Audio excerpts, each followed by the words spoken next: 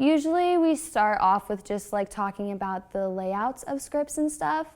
And we go over like setup and payoff especially, and Sautner really like gives us secrets about, you know, like what makes a script really good and what keeps audience, you know, like intrigued and stuff. But at the beginning of the year, we just go over like basics of screenwriting, I would say, and just watching movies and like just learning how to write, because you think that you know, and then you get into that class and you're like, okay, no, I definitely don't know how to write a script. We pretty much just start off the year watching movies, which means like the old like 1940s, like, or like even further. We start off with Charlie Chaplin and like the German Expressionist movies of like the 1920s. Like Cabinet of Dr. Caligari, Nosferatu, that kind of stuff. We also go through Italian neorealism and French New Wave. So we did A Band Apart, Bicycle Thief. Those are some of the oldies. Then we get into Hitchcock. We do a lot of Hitchcock. We've seen things like Vertigo, Psycho, Rope, Rear Window. We also do film noir. We've studied horror movies, we've studied dramas, we've studied comedies, we've studied like old movies, black and white movies, color movies. I can't really think of a genre we haven't done. I really like movies and I kind of wanted like to have the experience of like making my own.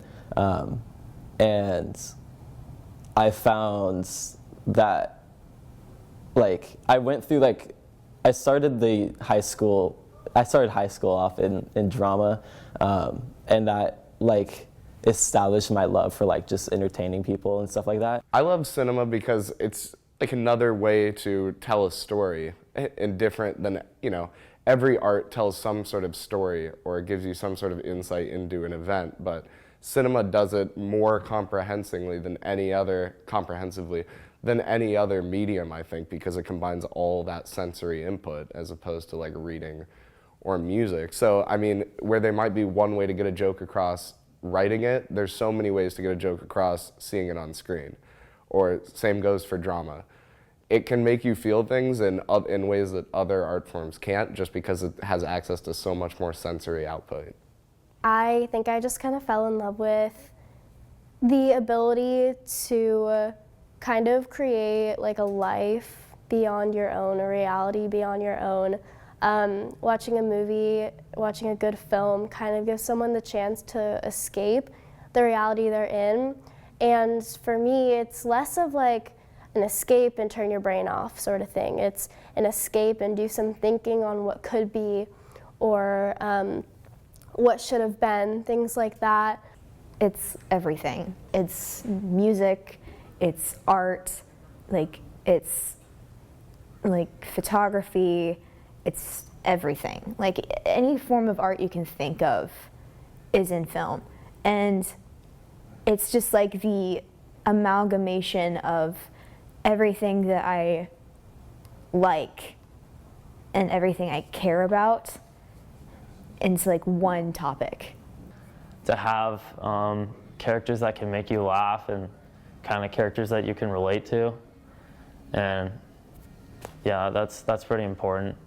And it's kind of fun to write those characters too, because you can like apply those characters to yourself or somebody that you've already like known in your life. I don't know, ever since I was little, I've been raised on watching movies, and now that I'm able to make a movie myself, I don't know, it really helps me express myself and my ideas and my creativity.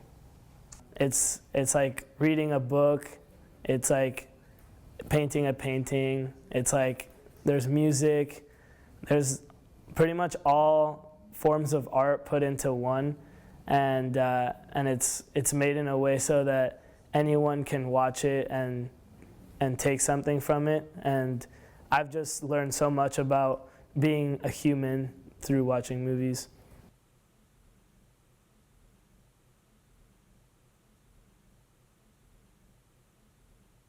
It's called Here. It was written by Avery Miller. It's a story about how these two meet, seniors, and they fall in love, but he wants to go away to college, and then once they fall in love, he wants to stay here and doesn't want to go to college, which would be best for him. It's kind of like like he doesn't know what's best for him and he wants to stay with her.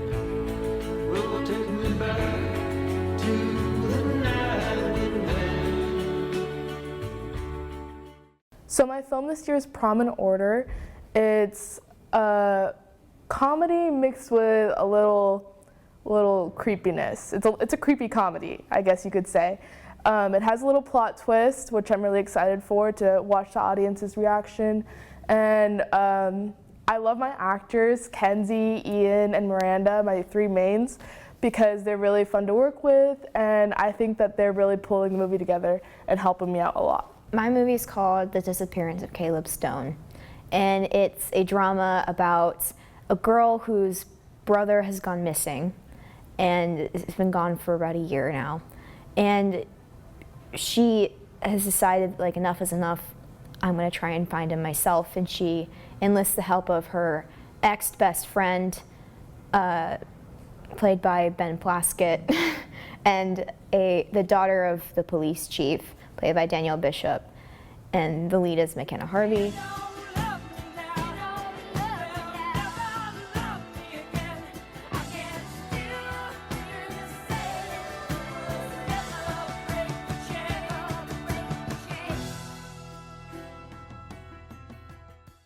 The title of my film this year is going to be Rough Waters.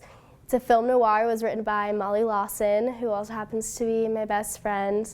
And it's essentially a role reversal on how typical film noirs usually were casted and written and shot.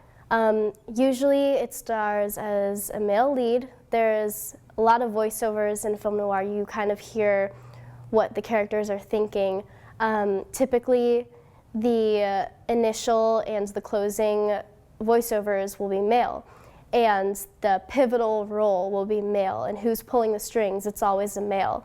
What I found really interesting about this story is it starts off with a female voiceover, and then you think it's a male story all the way through, and then you find out it's been the female pulling the strings all along.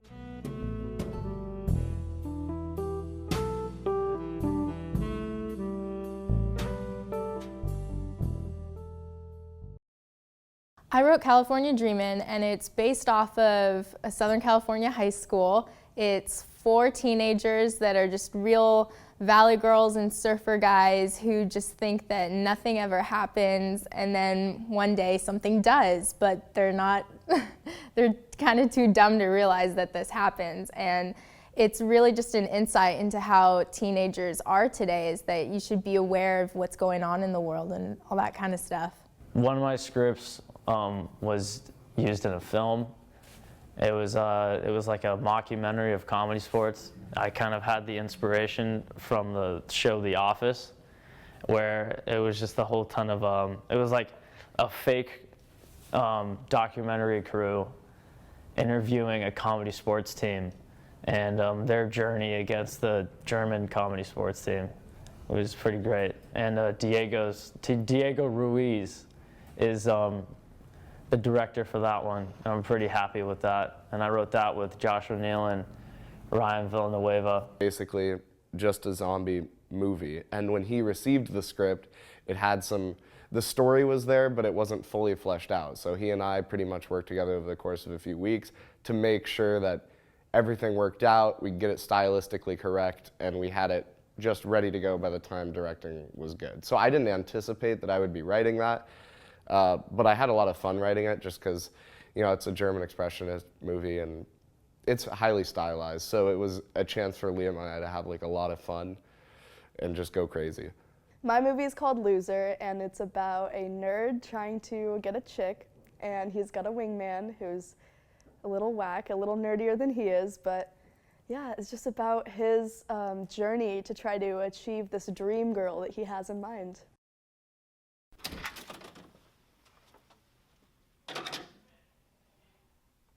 You're in my seat.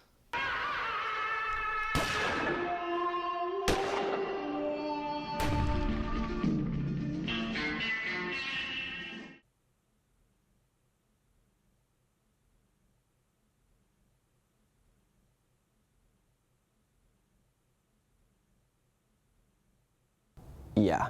I feel like since it's my first time directing, it's probably gonna be not that good, but like I want people to see like the effort I put in, and I don't want them to like just completely crap on it or something like that if it's bad, or like I just don't want people to be mean. My goal is just to really make everyone else look good. I don't want any of the credit. I want people to be like, wow, Molly's beautiful mind came up with this. Wow, Giselle's performance on screen, she's really psycho, but is she? And I want Sam to show everyone that he can come out of his shell. You know, I just want everyone to be able to show people through this movie that they're more than what they're labeled as, because they get to really truly be someone else in this cast.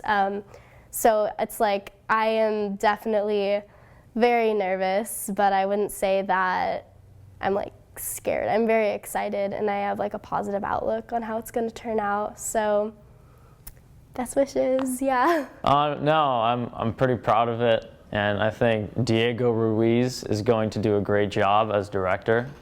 And I think it's going to be a pretty phenomenal piece of cinema out there. So yeah. Yes.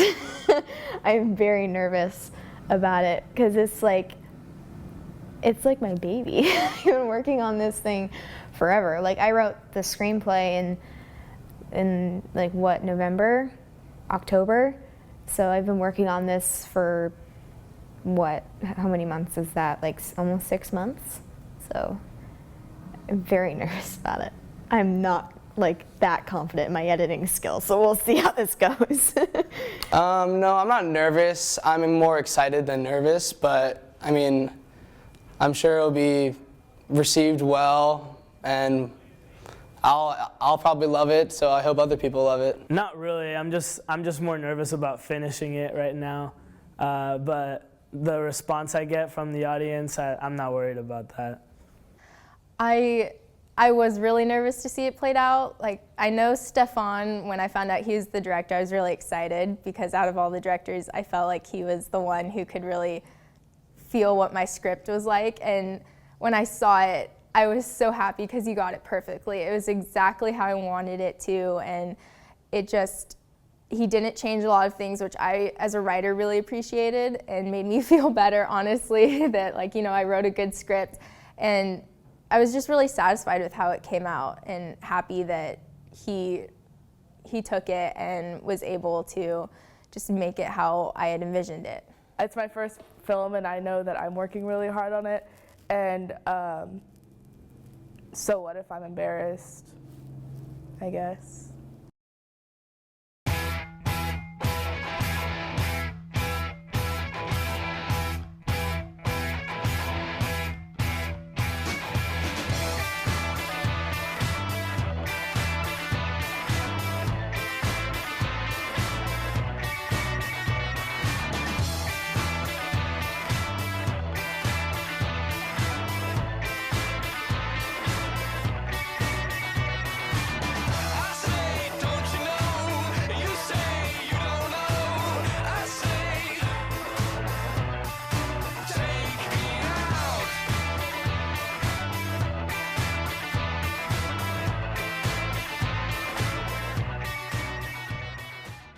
I just wanted to say thank you to my film class for making this year the best year it's ever been. You guys are all really amazing, and I'm so happy I got to meet all of you guys. Thank you so much for making this year what it was. I see you guys all worked super hard, and you guys really put your heart and soul into it, so I hope you feel proud. Thank you.